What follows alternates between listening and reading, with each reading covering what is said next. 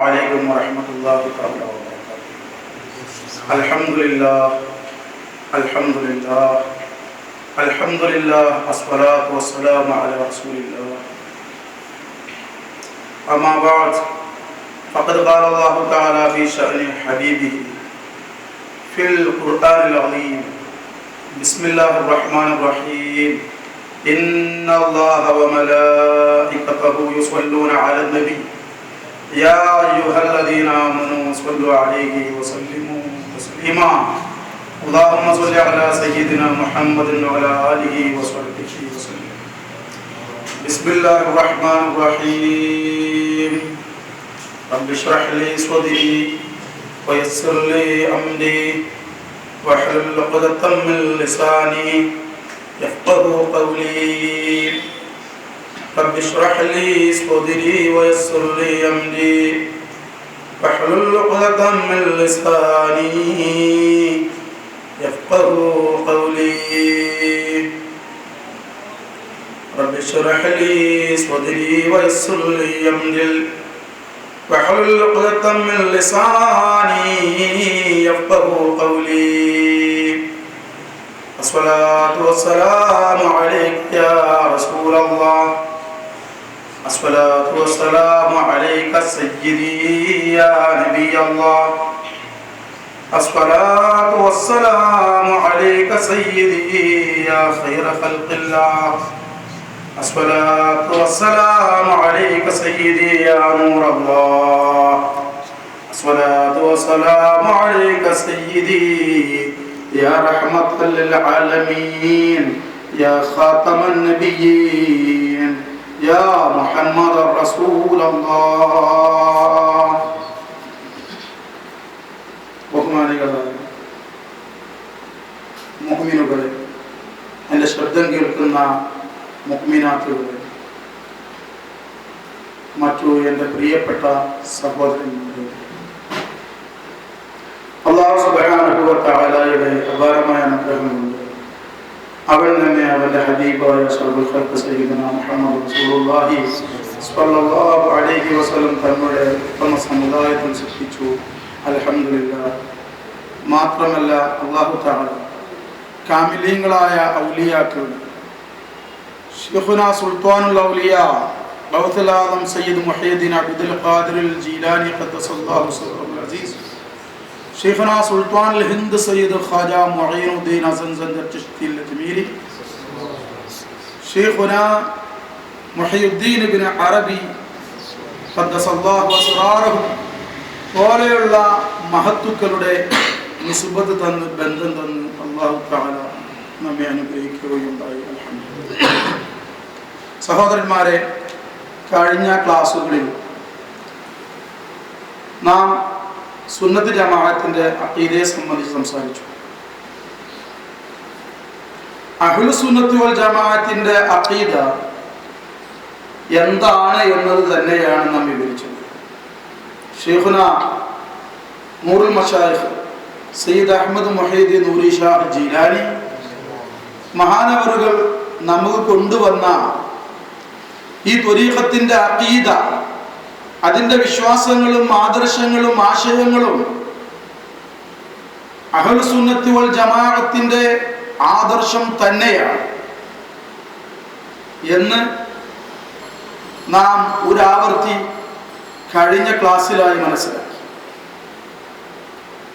നാം സുന്നത്ത് ജമാഅത്തിന്റെ അഖീദയുടെ കിതാബുകൾ എടുത്ത് പരിശോധിക്കുക. ഞാൻ കഴിഞ്ഞ ക്ലാസ്സിൽ പറഞ്ഞ നമ്മുടെ ശൈഖുമാരിൽ നിന്നും നമുക്ക് ലഭിച്ച അഖീദയോട് അതൊന്ന് താരതമ്യം ചെയ്യുക. അപ്പോൾ നമുക്ക് മനസ്സിലാക്കാൻ സാധിക്കും, നമുക്കെതിരിൽ ബഹുമാനപ്പെട്ട ഖാദിരി ചിശ്തി അക്ബരി ത്വരീഖത്തിനെതിരിൽ ഇന്നത്തെ ചില വ്യക്തികൾ നടത്തിക്കൊണ്ടിരിക്കുന്നതെല്ലാം കുപ്രചരണങ്ങളാണ് എന്ന് നമുക്ക് കാണാൻ സാധിക്കും, നമുക്ക് മനസ്സിലാക്കാൻ സാധിക്കും. ഇവിടെ മറ്റൊരു വിഷയം കൂടി മനസ്സിലാക്കാൻ, പൊതുവെ ത്വരീഖത്തുകൾ വളരെയധികം തെറ്റിദ്ധരിപ്പിക്കപ്പെടുന്നുണ്ട്. പലരും ത്വരീഖത്ത് എന്ന് കേൾക്കുമ്പോഴത്തിന് അത് ഏത് വിഭാഗത്തിലുള്ള പണ്ഡിതന്മാരാണെങ്കിലും അവർക്കെല്ലാം അസൂയാവഹമായ ഒരു പ്രവർത്തനം ത്വരീഖത്തുകൾ കാഴ്ചവെക്കുന്നത് കൊണ്ടാവാം എല്ലാവരും ത്വരീഖത്തിന്റെ മേൽക്ക് കുതിര കയറാൻ വരുന്നതായിട്ട് നമുക്ക് കാണാൻ സാധിക്കും. നിങ്ങൾക്ക് ഇവിടെ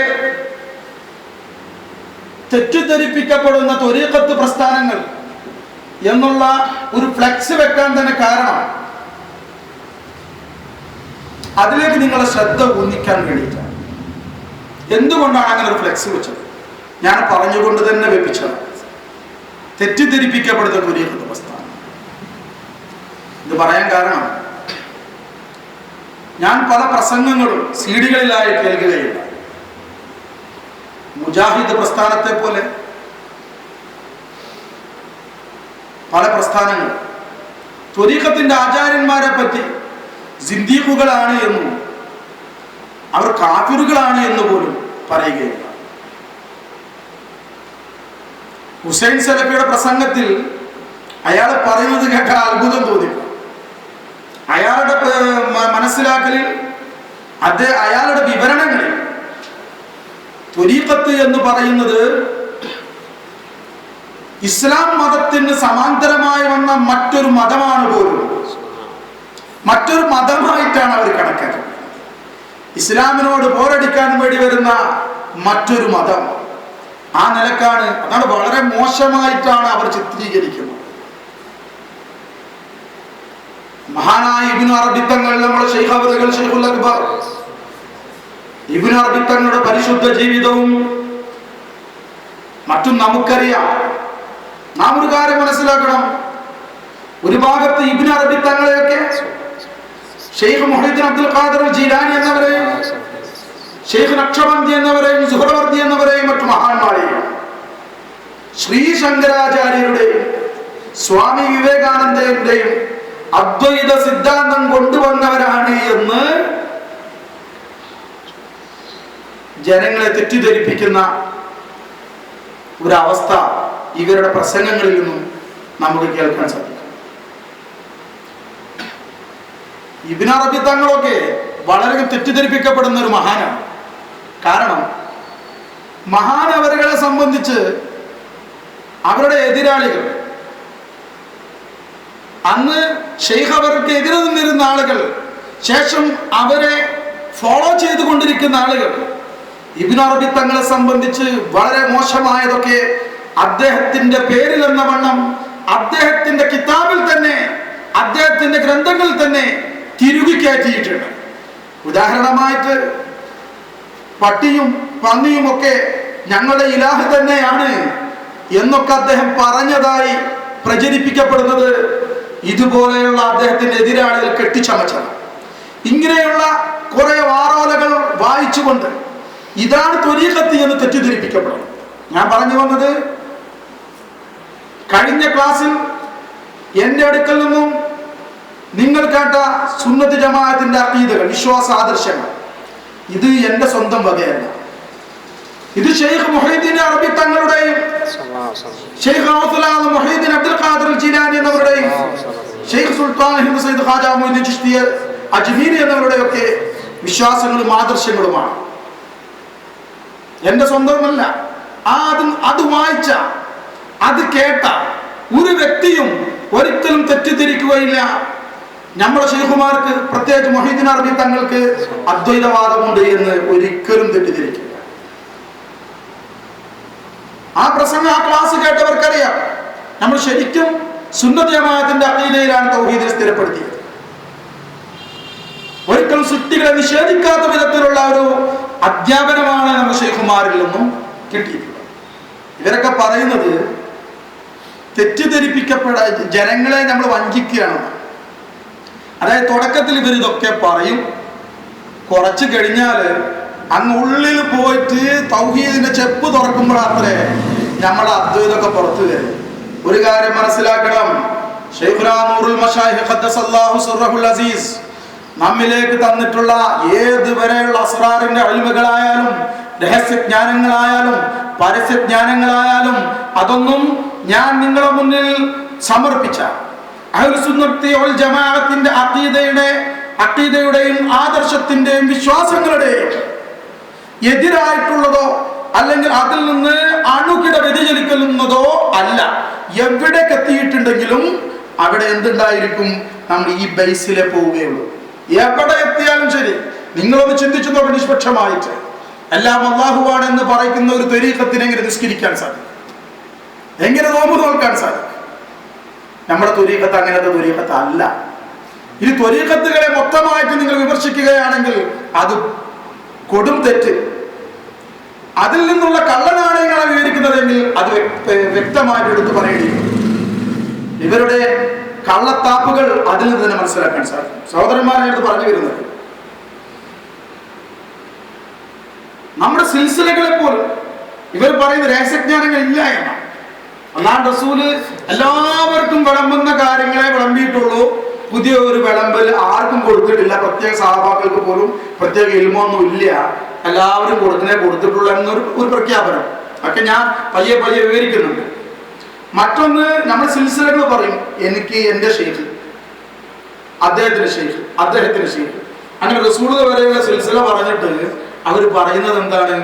അതൊക്കെ ഈ രഹസ്യജ്ഞാനങ്ങൾ സത്യമാക്കാൻ വേണ്ടിയിട്ട് ഉണ്ടാക്കിയ പ്രത്യേക ഒരു പ്രതിഭാസമാണെന്നാണ് അവർ പറയുന്നത്. ഏതുവരെ പറഞ്ഞു? മഹാനായ അലി റളിയല്ലാഹു തആല അൻഹുവിനെ നാം എല്ലാം വാദിക്കുന്നുണ്ട്. ഒരു സഹാബാക്കൾക്കും കൊടുക്കാത്ത പ്രത്യേക ഇൽമ് അവർക്ക് അല്ലാഹുവിന്റെ റസൂല് അവരുടെ മരുമകനായത് കൊണ്ട് കൊടുത്തു എന്ന് നമ്മൾ വാദിക്കുന്നുണ്ട് എന്ന് ഹുസൈൻ സലഫിയുടെ പ്രസംഗത്തിൽ കിട്ടും. കുറെ കാര്യങ്ങളുണ്ട്. ഏതായാലും അതിനെ സംബന്ധിച്ച് ഒരു ചെറിയ വിവരണം ഇൻഷാ അല്ലാഹ്. നമ്മുടെ വിഷയം സബ്ജക്റ്റ് അതല്ല, പക്ഷേ സബ്ജക്റ്റിന് അതീതവുമല്ല. അതുകൊണ്ട് പതുക്കെ നമുക്ക് വിശ്വാസം തെറ്റിദ്ധരിപ്പിക്കപ്പെടാതിരിക്കാൻ വേണ്ടി ഞാൻ അതിനെ സംബന്ധിച്ച് സംസാരിക്കും.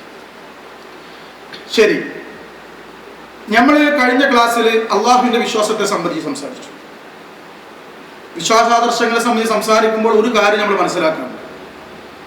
അതായത് വിശ്വാസങ്ങളെല്ലാം നമ്മുടെ മനസ്സിൽ ഉൾക്കൊള്ളേണ്ട കാര്യം. ഇത് വെറും മനസ്സിൽ ആക്കിയത് കൊണ്ട് മാത്രമല്ല, ഉൾക്കൊള്ളണം, മനസ്സിനുള്ളിലേക്ക് എത്തണം. അല്ലാതെ നമ്മുടെ ബ്രെയിനിൽ മാത്രം വെച്ചതുകൊണ്ട് കാര്യമില്ല. ഉദാഹരണമായിട്ട് ഒരു ആയത്ത് മതി. ഇന്നല്ലദീന ഖാലൂ റബ്ബുനല്ലാഹ് തുമ്മ ഇസ്തഖാമൂ തതനസ്സലു അലൈഹിമുൽ മലായിക അല്ലാ തഖാഫു വലാ തഹ്സനൂ എന്ന് പറയുന്ന ആയത്ത്. അതിലെന്താ പറഞ്ഞത്? ഇന്നല്ലദീന ഖാലൂ റബ്ബുനല്ലാഹ്, തീർച്ചയായും ഒരു കൂട്ടക്കാർ പറഞ്ഞു ഞങ്ങളുടെ റബ്ബ് അല്ലാഹുവാണ്. തുമ്മ ഇസ്തഖാമൂ, പിന്നീട് അതിൽ ഉറച്ചു നിന്നു എന്ന് പറഞ്ഞു. ഇതൊരു അഖീദയാണല്ലോ, അല്ലാഹുവാണ് റബ്ബ് എന്ന്. പക്ഷെ നമ്മുടെ ജീവിതത്തിൽ അത് അനുഭവമായിട്ടുണ്ട്. ഉദാഹരണമായി നമ്മൾ അല്ലാഹു തആല പരിപാലിച്ചു കൊണ്ടിരിക്കുകയാണ്. എങ്ങനെയാണ് പരിപാലിക്കുന്നത്? അല്ലാഹു തആല എങ്ങനെയാണ് നമ്മളെ പരിപാലിക്കുന്നത്? നമ്മുടെ ചെറുതും വലുതുമായ എല്ലാ ആവശ്യങ്ങളും നിറവേറ്റുന്നവൻ അല്ലാഹു തആല മാത്രം അല്ലേ? അങ്ങനെ തന്നെയല്ലേ? അല്ലാഹു തആല മാത്രമാണ് നമ്മുടെ ചെറുതും വലുതുമായ എല്ലാ ആവശ്യങ്ങളും നിറവേറ്റി തന്നുകൊണ്ടിരിക്കുന്നത്. ഇതെല്ലാം മാധ്യമങ്ങളാണ്. സർവസൃഷ്ടികളും മാധ്യമങ്ങളാണ്. ഇതിലൂടെ യഥാർത്ഥത്തിൽ നമുക്ക് ആവശ്യം നിറവേറ്റി തരുന്നവരാരാണ്? അല്ലാഹു തആല മാത്രമാണ്. അല്ലാഹു തആല മാത്രമാണ് നമ്മുടെ ചെറുതും വലുതുമായ ആവശ്യം നിറവേറ്റുന്നത്. ഈ യഖീന്, ഈ ബോധം നമ്മുടെ ഉള്ളിൽ ഉണ്ടായിരിക്കണം. ഏതൊരു വിഷയത്തിലേക്ക് നമ്മൾ നീങ്ങുമ്പോഴും നമ്മുടെ ഹൃദയം അല്ലാഹുവുമായി ബന്ധപ്പെട്ടുകൊണ്ടിരിക്കണം. ചെറിയ ചെറിയ ആവശ്യമായ അല്ലാഹുവിന്റെ റസൂലിന്റെ ഹദീസിന്റെ ആശയത്തിൽ കാണാൻ സാധിക്കും. ഒരു ഉപ്പുകല്ല് വേണമെങ്കിൽ അല്ലാഹുവിനോട് ചോദിക്കണം. ചെരുപ്പിന്റെ ഒരു വാറ് പൊട്ടിയാൽ അത് അല്ലാഹുവിനോട് ചോദിക്കണം. അതായത് നാവ് കൊണ്ടുള്ള ചോദ്യമല്ല ഞാൻ അവിടെ ഉദ്ദേശിക്കുന്നത് ശരിക്കും. കാരണം ഉപ്പുകല്ലിന് വേണ്ടി വന്നിട്ടുണ്ടെങ്കിൽ നമ്മൾ ആരോടെ ചോദിക്കുക? അയൽവാസിയോടെ ചോദിക്കുക. അവിടെ ഉദ്ദേശിക്കുന്നത് ആദ്യമായിട്ട് ഹൃദയത്തിന്റെ റുജൂ, എത്ര ചെറുതായ വസ്തുവായാലും വലുതായ വസ്തുവായാലും അതെല്ലാം നൽകാനുള്ള കഴിവ് അല്ലാഹുവിന് മാത്രമാണുള്ളത്. ആ വിധത്തിൽ ആദ്യം നമ്മുടെ മനസ്സ് അല്ലാഹുവിലേക്കായിരിക്കും. പിന്നീട് ഒരു വ്യക്തിയോട് ചോദിച്ചാലും ശരി, ആ വ്യക്തി തന്നാലും ശരി, അതിലൂടെ എല്ലാം എനിക്ക് ഈ ആവശ്യം നിറവേറ്റിയവൻ അല്ലാഹു തആല മാത്രം. ഒരു സൃഷ്ടിക്കും എനിക്ക് ഒരു ഉപകാരം ചെയ്യുവാനോ സ്വന്തമായി സാധ്യമല്ല. എനിക്കൊരു ഉപദ്രവം എത്തിക്കുവാനും ആ സൃഷ്ടിക്ക് സ്വന്തമായി സാധ്യമല്ല. ലാ ഹൗല വലാ ഖുവത ഇല്ലാ ബില്ലാഹ്. ഉപകാരം ചെയ്യുന്നവനും ഉപദ്രവം എത്തിക്കുന്നവൻ അല്ലാഹു മാത്രമാണ്. എന്റെ ആവശ്യങ്ങൾ നിറവേറ്റുന്നവൻ അല്ലാഹു മാത്രമാണ്. എന്റെ ആഗ്രഹങ്ങൾ നിറവേറ്റുന്നവൻ അല്ലാഹു മാത്രമാണ്. എന്റെ പ്രശ്നങ്ങൾ പരിഹരിക്കുന്നവൻ അല്ലാഹു മാത്രമാണ്. എനിക്ക് രോഗം സൃഷ്ടിക്കുന്നവനും എന്റെ രോഗം ശിഫയാക്കുന്നവനും അല്ലാഹു മാത്രമാണ്. വിഷമങ്ങൾ സൃഷ്ടിക്കുന്നവനും വിഷമങ്ങൾ ദൂരീകരിക്കുന്നവനും അല്ലാഹു മാത്രമാണ്. ഇങ്ങനെ ഓരോ കാര്യങ്ങളിലും നമ്മുടെ ഹൃദയം അല്ലാഹുവിനോട് ബന്ധിക്കുക. സൃഷ്ടിക്ക് സ്വന്തമായി ഒന്നും എന്നെ ചെയ്യാൻ കഴിയില്ല. ഈ ഒരു ബോധം ശരിക്കും നമ്മളെ ഉള്ളിൽ ഉണ്ടാവണം. അള്ളാഹുവിന്റെ അഖീദ, അള്ളാഹുവിനെ സംബന്ധിച്ച് എങ്ങനെ മനസ്സിലാക്കണം, എങ്ങനെ വിശ്വസിക്കണമെന്ന് നമ്മൾ പഠിച്ചിട്ടുണ്ടെങ്കിലും ആ പഠിച്ചത് പ്രാവർത്തികമാക്കാതിരിക്കുമ്പോഴാണ് പലപ്പോഴും നമുക്ക് മനസ്സിൽ ചില കാര്യങ്ങൾ ഒരു വിഷമം വരുന്നതും ചില കാര്യങ്ങൾ വരാൻ പോകുന്നത് ആലോചിക്കുമ്പോൾ നമുക്ക് ഭയം വരുന്നതും ബേജാറ് വരുന്നതും ഒക്കെ അതുകൊണ്ട് നമ്മളിത് ഉള്ളിലേക്ക് എത്തിക്കണം. അള്ളാഹുവാണ് എൻ്റെ ആവശ്യം വീട്ടുന്നത് എന്ന് ശരിക്കും മനസ്സിലാക്കിയ ഒരാൾ, എൻ്റെ എല്ലാ കാര്യം നിർവഹിക്കാൻ എൻ്റെ ഒരു റബ്ബുണ്ട്, എനിക്കൊരു അള്ളാഹു ഉണ്ട് എന്ന് മനസ്സിലാക്കിയ ഒരാൾക്ക് അയാളുടെ മനസ്സിന്റെ അവസ്ഥ എന്താ ചിന്തിച്ചു? തനിക്കെല്ലാം ചെയ്തു തരുന്ന അള്ളാഹുവിനോട് എന്തൊരു സ്നേഹം ആ വ്യക്തിക്കുണ്ടായി. ആ അള്ളാഹു ഇഷ്ടപ്പെടാത്തത് ആ വ്യക്തി ചെയ്യും. അള്ളാഹുവിനോടുള്ള സ്നേഹം ആ വ്യക്തിക്ക് വർദ്ധിച്ചു വരും. സൃഷ്ടാവായ അള്ളാഹുവിനോടുള്ള സ്നേഹം വർദ്ധിക്കുമ്പോൾ എന്തായിരിക്കും അവന്റെ മനസ്സിന്റെ അവസ്ഥ? നിങ്ങൾ ചിന്തിച്ചു നോക്ക്. മജാസിയായിട്ട് സൃഷ്ടികളെ സ്നേഹിക്കുമ്പോൾ ഉള്ളത് തന്നെ ചെറുപ്പക്കാർക്ക് പെട്ടെന്ന് മനസ്സിലാക്കാൻ സാധിക്കും. മനസ്സിനുള്ളിൽ നിന്നുള്ള ഒരു ആകർഷണം, മനസ്സിനുള്ളിലുള്ള ഒരു ലഹരി, ഒരു അനുഭൂതി. അള്ളാഹുവിനെ സംബന്ധിച്ചും സൃഷ്ടിയെ സംബന്ധിച്ച് തന്നെ അങ്ങനെയുള്ള ഒരു അനുഭൂതിയും ആകർഷണവും ഉണ്ടെങ്കിൽ എല്ലാറ്റിനും കഴിവുള്ളവനായ അള്ളാഹു, ചോദിച്ചത് നൽകാമെന്ന് പറഞ്ഞ അള്ളാഹു, ഞാൻ നിങ്ങളെ സ്നേഹിക്കുന്നവരാണ് എന്ന് പറഞ്ഞ അള്ളാഹു, വിശ്വാസികളെ സഹായിക്കാൻ നമ്മുടെ ബാധ്യതയാണ് എന്ന് ഖുർആനിലൂടെ നമ്മളോട് പറഞ്ഞ അല്ലാഹു. അള്ളാഹുവിന്റെ അടിമക്ക് അവൻ മതിയായവനല്ലേ എന്ന് പരിശുദ്ധ ഖുർആനിലൂടെ നമ്മോട് പ്രഖ്യാപിച്ച അല്ലാഹു. ആ അള്ളാഹുവിനോടുള്ള സ്നേഹം വർദ്ധിച്ചു കഴിഞ്ഞാൽ പിന്നെ അവന് മനസ്സിനുള്ളിൽ അനുഭൂതി ഉണ്ടാവും. ഹുസൈൻ സലഫി സാഹിബ് പറഞ്ഞു, ഒരു പ്രസംഗത്തിൽ കേട്ടതാണ്, ത്വരീഖത്തുകാർക്ക് ഇങ്ങനെ ഒരു വ്യാജമുണ്ട്, ചെറുപ്പക്കാരൊക്കെ ഒഴുകിക്കൊണ്ടിരിക്കുന്നത് അതുകൊണ്ടാണ്. ഏത് ചെറുപ്പക്കാരോടും ഇതിനെ സംബന്ധിച്ച് ത്വരീഖത്തിനെ സംബന്ധിച്ച് സംസാരിച്ചാൽ അവർ പറയുമത്രേ, ഞങ്ങൾക്ക് പല ക്ലാസ്സുകൾ കേട്ടിട്ടും പല സദസ്സുകളിൽ പങ്കെടുത്തിട്ടും ഞങ്ങൾക്കില്ലാത്തത് അനുഭൂതിയും ഞങ്ങൾക്കില്ലാത്തത് അവിടെ ഒന്നും എത്തിക്കാത്തതായിട്ടുള്ള ഒരു സ്നേഹവും ഒരു ലഹരിയും ഞങ്ങൾക്ക് ശൈഖുമാര് ബൈഅത്ത് ചെയ്തപ്പോൾ കിട്ടിയെന്ന് അവർ പറയും. അത് ഖാൻഗാഹിൽ നിന്ന് ചൊല്ലിപ്പഠിപ്പിച്ചിട്ട് പറയുന്നതാണ്. ഹുസൈൻ സലഫി സാഹിബേ, നിങ്ങൾക്ക് ചിലപ്പോൾ നിങ്ങളുടെ അടുക്കലേക്ക് വരുന്ന ആളുകൾക്ക് ഇങ്ങനെ അനുഭൂതി കൊടുക്കാൻ സാധിച്ചില്ല എന്നവർ, ഞങ്ങളുടെ ഖാൻഗാഹികളിൽ നിന്ന് കൊടുക്കുന്ന അനുഭൂതി അത് ഞങ്ങൾ കൊടുക്കുന്ന അനുഭൂതിയല്ല, മറിച്ച് അല്ലാഹു തആല പറഞ്ഞ ഇന്നല്ലദീന ഖാലൂ റബ്ബുനല്ലാഹു സുമ്മ ഇസ്തഖാമൂ തതനസ്സലു അലൈഹിമുൽ മലായിക, മലക്കുകൾ അവരിലേക്ക് ഇറങ്ങുമെന്ന് പറഞ്ഞ ആ മലക്കുകൾ ഇറങ്ങുമ്പോൾ ഉണ്ടാകുന്ന അനുഭൂതിയാണ് അത്. ഗൾഫിലുള്ള വാപ്പ വരുമ്പോൾ ഒരു കുട്ടിക്ക് ഉണ്ടാകുന്ന അതിരറ്റ സന്തോഷം, ഗൾഫിലുള്ള ഭർത്താവ് വരുമ്പോൾ ഒരു ഭാര്യയ്ക്ക് ഉണ്ടാകുന്ന അതിരറ്റ സന്തോഷം, അവിടെ അനുഭൂതി ഉണ്ട് എങ്കിൽ എന്റെ റബ്ബ് അല്ലാഹു ആണ് എന്ന് പറയുമ്പോൾ അനുഭൂതി ഉണ്ടാവില്ലേ?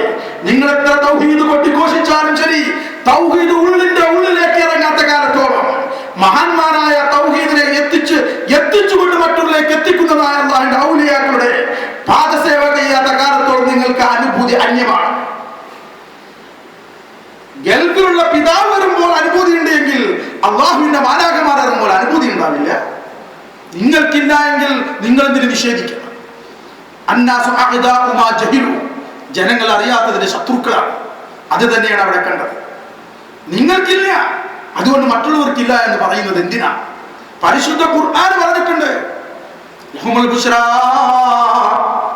ഫിൽ ഹയാത്തി ദുനിയാ വൽ ആഖിറ, മുത്തഖീങ്ങളായ മഹാന്മാർക്ക് ലഹുമുൽ ബുശ്റാ, അവർക്ക് സന്തോഷമായ സന്തോഷമൊക്കെയും പൊലിവായ പൊലിവൊക്കെയും അവർക്കാണ്.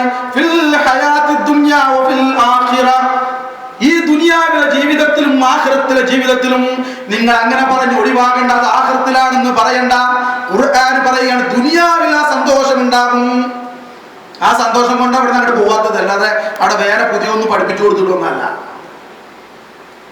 അവര് പറയാ അങ്ങനെ രഹസ്യജ്ഞാനൊന്നും പഠിപ്പിച്ചു. ഇവര് പറയുന്നുണ്ട് അലികളിലാണ് പ്രത്യേക രഹസ്യജ്ഞാനം പഠിപ്പിച്ചു. ഞങ്ങൾക്ക് ഞങ്ങളെ ഷെയ്ഖുമാരുടെ ഒരു ഖാൻഗായിലും ഏതായാലും ശരി, മറ്റുള്ളത് ഇനിയിപ്പോ അങ്ങനെ വല്ല കള്ളത്തൊരീക്കത്തുകൾ ഉണ്ടെങ്കിൽ നിങ്ങൾ അവരോട് പറഞ്ഞാൽ മതി. മൊത്തമായിട്ട് ഇടയ്ക്കിടയ്ക്ക് ഞങ്ങളെ സിൽസില നൂരിയ എന്നിങ്ങനെ പറയുന്നുണ്ടല്ലോ, അതുകൊണ്ടാണ് ഉത്തരം പറയേണ്ടി വരുന്നത്. ഞങ്ങളെ ഷെയ്ഖുമാർക്കൊന്നും അങ്ങനെ വാദമില്ല. ഞങ്ങൾ സുന്നത്ത് ജമാഅത്തിന്റെ അഖീദ ഉള്ളവരാണ്. ഞങ്ങളുടെ അഖീദ എന്താണെന്ന് അറിയാമോ?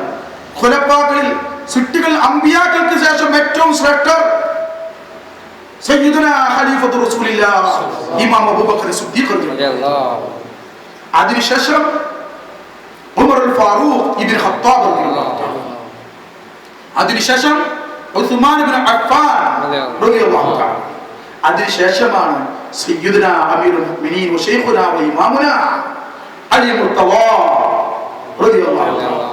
ഞങ്ങൾ അങ്ങനെ വിശ്വസിക്കുന്നു. ഞങ്ങളെ ശൈഖുമാർ അതാ പഠിപ്പിച്ചു തന്നിട്ടുണ്ട്. മർത്തബയിൽ അങ്ങനെ ഞങ്ങൾ പഠിപ്പിച്ചത്, ഞങ്ങൾ അഖീദ അങ്ങനെ.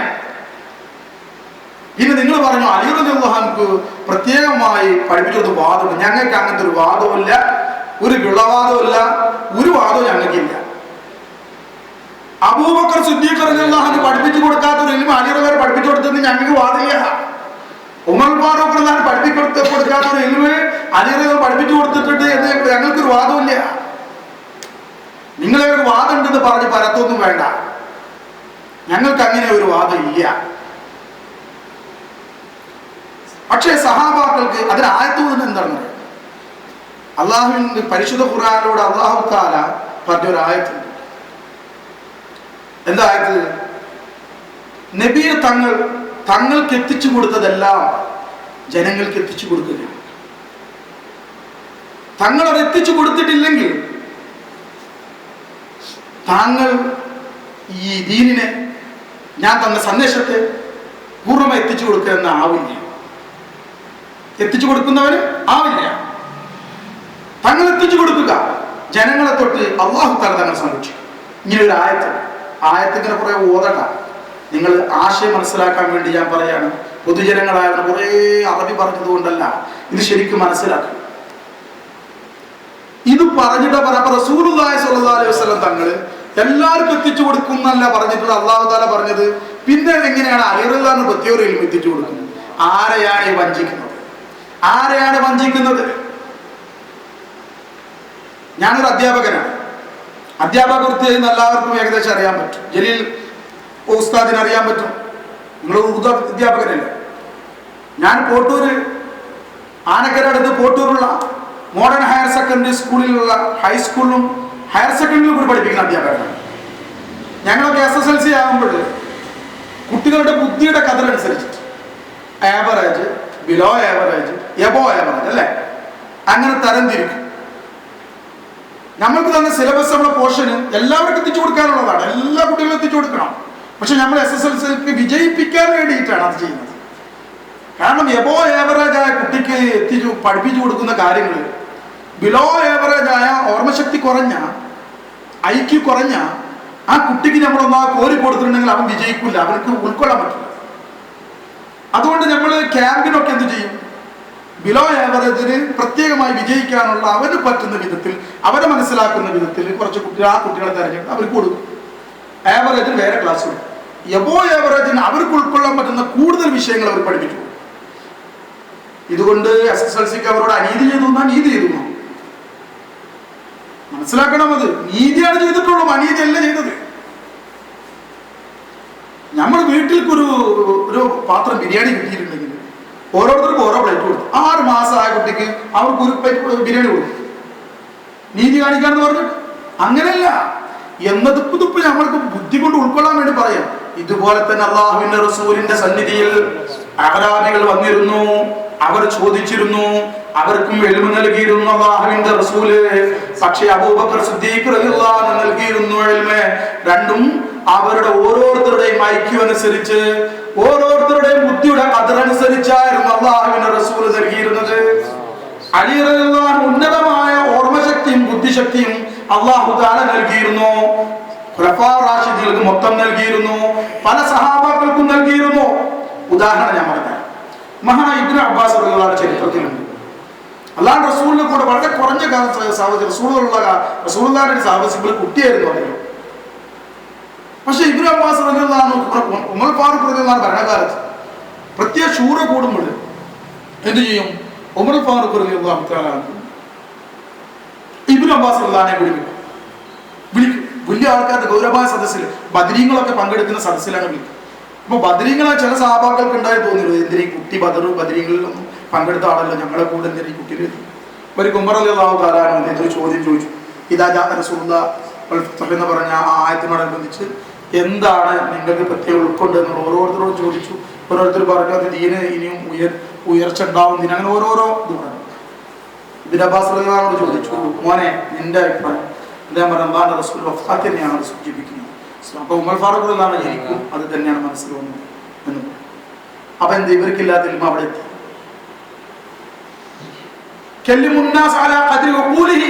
നിങ്ങൾ ജനങ്ങളോട് അവരുടെ ബുദ്ധിയുടെ കതിരനുസരിച്ച് സംസാരിക്കുക എന്ന് പറഞ്ഞത് അഹ്മദ് മുജ്തബ മുഹമ്മദ് മുസ്തഫ സ്വല്ലല്ലാഹു അലൈഹി വസല്ലം തങ്ങൾ തന്നെയാണ്. അതാണ് ഈ രഹസ്യജ്ഞാനങ്ങൾ എന്ന് പറഞ്ഞാൽ. അല്ലാതെ ആർക്കും കൊടുക്കാതെ മൂടി വെക്കുന്ന ഒരു ഇൽമില്ല. ആളുകളെ കതിരനുസരിച്ച് അല്ലാഹു തആലയുടെ റസൂല് നൽകിയിരുന്നു. അതിന് ഇനിയും ഞാൻ തെളിവ് പറഞ്ഞുതരാം. മുസ്ലിം ഷരീഫില് അബൂ ഹുറൈറ റളിയല്ലാഹു തആല കൊണ്ട് റിവായത്ത് ചെയ്യുന്ന ഹദീസ്. അബൂ ഹുറൈറ റളിയല്ലാഹു അൻഹു പറയുകയാണ്, അല്ലാഹുവിന്റെ റസൂൽ എനിക്ക് അല്ലാഹുവിന്റെ റസൂലിൽ നിന്നും ഞാൻ രണ്ട് പാത്രം ഇൽമ കരസ്ഥമാക്കി. അതിൽ നിന്നും ഒരു പാത്രം ഞാൻ എല്ലാവർക്കും വിതരണം ചെയ്തു. ഇനി ഒരു പാത്രമുണ്ട്, അത് ഞാൻ വിതരണം ചെയ്താൽ എന്റെ കണ്ടം മുറിക്കപ്പെടും. അപ്പൊ ഏതാണത്? അപ്പൊ എല്ലാവർക്കും വിതരണം ചെയ്യാത്തൊരു ഇൽമ എവിടുന്ന് കരസ്ഥമാണ്? രഹസ്യ റസൂലുള്ളാഹി അറിയിച്ചു കൊടുത്തു. ഹുദൈഫ റളിയല്ലാഹു തആല അൻഹുവിന് അവസാന കാലം വരുന്ന എല്ലാ ഫിത്നക്കാരുടെയും മുനാഫിക്കീങ്ങളുടെയും വിവരങ്ങൾ അല്ലാഹുവിന്റെ റസൂൽ അവർക്ക് മാത്രമേ അറിയിച്ചു കൊടുത്തില്ലേ? ഹുസൈൻ സലഫിയുടെ അഭിപ്രായ പ്രകാരം അല്ലാഹുവിന്റെ റസൂല് അതെന്ത് ചെയ്തു? അനീതി ചെയ്തു എന്ന് അയാൾ പറഞ്ഞു. അങ്ങനെ ചെയ്തിട്ടുണ്ടെങ്കിൽ രഹസ്യമായിട്ട് ഒരാൾക്ക് അറിയിച്ചു കൊടുത്താൽ അനീതി ചെയ്തു എന്ന് ആ പ്രസംഗത്തിലുണ്ട്, CD-യിലുണ്ട്. അപ്പൊ ഇവർ പറയുന്നത് ഇതിനെ പറ്റി എന്ത് പറയുന്നു? ഞാൻ പറയുന്നില്ല അദ്ദേഹത്തെ ഞാൻ അങ്ങനെ അദ്ദേഹം അനീതി ചെയ്തു ഇവരെ പറ്റിയിട്ട് റസൂലുള്ളാഹിനോട് അവര് റസൂലുള്ളാഹി അനീതി കാണിച്ചു എന്ന് അദ്ദേഹം പറഞ്ഞു നേരിട്ട് ഞാൻ പറയുന്നില്ല. പക്ഷെ അദ്ദേഹത്തിന്റെ വാക്കിൽ അദ്ദേഹം അറിഞ്ഞുകൊണ്ടോ അറിയാതെയോ അദ്ദേഹം പറഞ്ഞിട്ടുണ്ട്. എന്തിനാണ് അങ്ങനെയൊക്കെ പറയുന്നത്? ഒരു പ്രസ്ഥാനത്തിനെ മോശമാക്കാൻ വേണ്ടി ഇങ്ങനെ പറയേണ്ട കാര്യം? മഹാനായ അബൂബക്കർ സിദ്ദീഖ് റളിയല്ലാഹു സംബന്ധിച്ച് പറഞ്ഞു, അല്ലാഹുവിന്റെ റസൂൽ പറഞ്ഞു സഹാബാക്കളോട്, അബൂബക്കറിന് നിങ്ങളേവരെക്കാൾ ഉന്നതമായ പദവി ലഭിച്ചത് അദ്ദേഹം നിങ്ങളെക്കാൾ നിസ്കാരം കൊണ്ടോ നിങ്ങളെക്കാൾ നിസ്കരിച്ചത് കൊണ്ടോ നിങ്ങളെക്കാൾ നോമ്പ് നോറ്റത് കൊണ്ടോ അല്ല, മറിച്ച് ഞാൻ അബൂബക്കർ റളിയല്ലാഹു തആല അൻഹു ഞാൻ അവരുടെ ഖൽബിൽ ഇട്ടുകൊടുത്തൊരു രഹസ്യം കൊണ്ടാണ്. ഇഷ്ടം പോലെ കാണാൻ സാധിക്കും. ഇതിനൊക്കെ എന്തിനാ നിഷേധിക്കുന്നത്? ഇനി റസൂലുള്ളാഹി അലികളെ മാത്രമായിട്ട് കൊടുത്തിട്ടുള്ള വേറെ അങ്ങനെയൊന്നും പറയുന്നത്. ആബിലിയത്തുള്ള എല്ലാവർക്കും അർഹതയുള്ള എല്ലാവർക്കും അല്ലാഹുവിന്റെ റസൂൽ പൂർണ്ണമായി എത്തിച്ചു കൊടുത്തിട്ട് തന്നെയാണ് പോയിട്ടുള്ളത്. അത് തന്നെയാണ് നമ്മുടെ വിശ്വാസം. ഇവരാ അങ്ങനെ പറയുന്നത്. നമ്മളെ മേൽ എന്തിനാ ഇതൊക്കെ അടിച്ചേൽപ്പിക്കുന്നത്? ശ്രീ ശങ്കരാചാര്യരുടെ അദ്വൈത സിദ്ധാന്തമാണ്. ഇബ്നു അറബി തങ്ങളെ സംബന്ധിച്ച് ഞാൻ നേരത്തെ പറഞ്ഞതുപോലെയുള്ള വാക്യങ്ങൾ അതും മാത്രമല്ല പലതും പറഞ്ഞിട്ടുണ്ട്. അദ്ദേഹത്തിന്റെ കിതാബിൽ എഴുതി ചേർത്തിട്ടുണ്ട്. അതൊന്നും അദ്ദേഹമല്ല, അദ്ദേഹത്തിന്റെ പേരിൽ പലരും എഴുതി ചേർത്തതാണ്. അത് പറഞ്ഞുകൊണ്ട് അദ്ദേഹത്തെ ഒരു സിന്ദീഖ് കാഫിർ എന്ന് പറയും. എത്രയോ വലിയ വലിയ അറിയപ്പെട്ട പണ്ഡിതന്മാര് അദ്ദേഹത്തിന്റെ മഹത്വത്തെ ഗ്രന്ഥങ്ങൾ എഴുതിയിട്ടുണ്ട്. മഹാനായ വലിയാണ് എന്ന് ഗ്രന്ഥത്തിൽ അങ്ങനത്തെ ആളെ സംബന്ധിച്ച് ഏതെങ്കിലും കിതാബുകൾ വായിച്ചിട്ട് എന്തിനാ ഇതൊക്കെ പറയും? അങ്ങനെയൊക്കെ പറയുകയാണെങ്കിൽ ആരൊക്കെ സംബന്ധിച്ച് എന്തൊക്കെ എഴുതിയിട്ടുണ്ട്? ഇവരുടെ നേതാക്കന്മാരെ സംബന്ധിച്ച് എന്തൊക്കെ എഴുതിയിട്ടുണ്ട്? ഇത് നല്ല നല്ല മനുഷ്യന്മാരെ സംബന്ധിച്ച് എന്തൊക്കെ എഴുതിയിട്ടുണ്ട്? അപ്പൊ ജനങ്ങൾ എഴുതിയതൊക്കെ കണ്ട് ആണ്ട് പറഞ്ഞു കണ്ട് വ്യക്തി അധിക്ഷേപിക്കുകയാണ്. അദ്ദേഹത്തിനുള്ള എന്തെങ്കിലും ഗുണങ്ങളുണ്ടോ? അദ്ദേഹം പറഞ്ഞ് ശരിക്കൊന്നും പരിശോധിച്ചിട്ടുണ്ടോ? അദ്ദേഹത്തിന്റെ അടിസ്ഥാനപരമായിട്ട് അല്ലെ കൂട്ടിച്ചേർക്കൽ ഇല്ലാതെ ഗ്രന്ഥങ്ങൾ പരിശോധിച്ചിട്ടുണ്ടോ? ഇത് പറയുമ്പോൾ ഇത് തന്നെ ഇവിടെ പ്രശ്നം. ഇവർക്ക് അല്ലാഹുവിനെ പേടിയില്ല. നാളെ മാഷർ ഉത്തരം പറയേണ്ടി വരും എന്ന് അവർക്ക് ഭയമില്ല. അവരുടെ വിചാരം ഞങ്ങൾ തൗഹീദിന്റെ വല്ലുകാരാണ്. നമ്മളൊക്കെ പിന്നെ തൗഹീദ് ഇല്ലാത്തവരാണ്. ഞാൻ കഴിഞ്ഞ ക്ലാസ്സിൽ നമ്മൾ അഖീദ വിവരിച്ചു. ഇവർക്ക് മാത്രമേ തൗഹീദുള്ളൂ. പിന്നെ മറ്റൊരു വിഷയം കൂടി, കുറെ കാര്യങ്ങൾ പറയുന്നുണ്ട്, ഞാനത് കൂടുതലായിട്ട് പറയുന്നില്ല. കുറെ കാര്യങ്ങൾ, ഓരോ ഇല്ലാത്ത കാര്യങ്ങൾ കെട്ടിച്ചമച്ചുകൊണ്ട് നമ്മളെ മേലെ ഇട്ട് വരുന്നുണ്ട്. ശൈഖുമാർക്ക് പൗരോഹിത്യം കൊടുക്കുന്നത്. പിന്നെ ഒരു കാര്യം പറയുന്നു, മുരീദുമാരെ അവരടിമകളാക്കുകയാണ്. കറവപ്പശു അത്രയും മുരീദുമാർ, കറവപ്പശു. ഷെയ്ഖ്, മുരീദ്.